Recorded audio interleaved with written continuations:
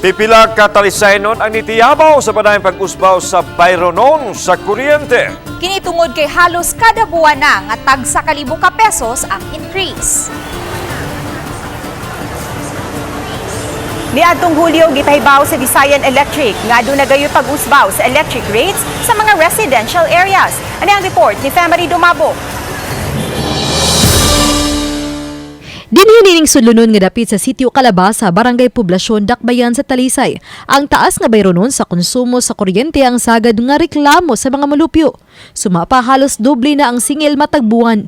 Sa panimay ni Nanay Fe Gonzales, kining mga ceiling fan, fluorescent lamp, TV o usa ka refrigerator lang ang gamit kada adlaw.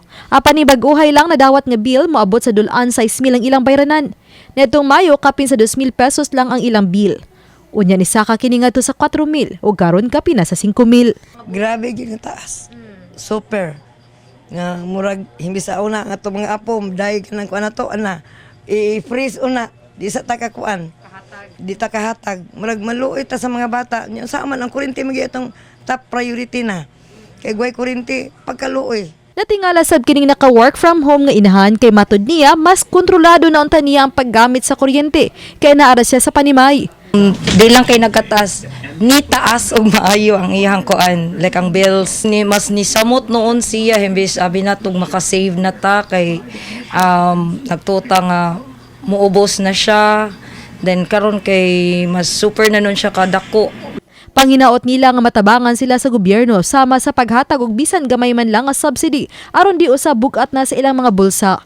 Hinaton ta nga kanang main jud nga source sa among especially sa among source of income karon is ang electricity man jud kay nagkuan gud mi work from home.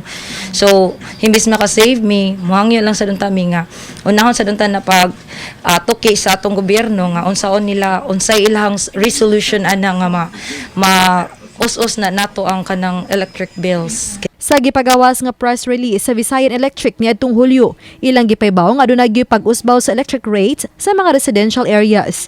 Tungod kini sa taas nga presyo sa fuel sa world market ug peso-dollar exchange.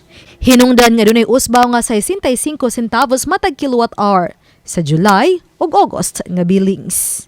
Uban ni Jun Solon, ako si Femery Dumabok. Balitang Bisdak.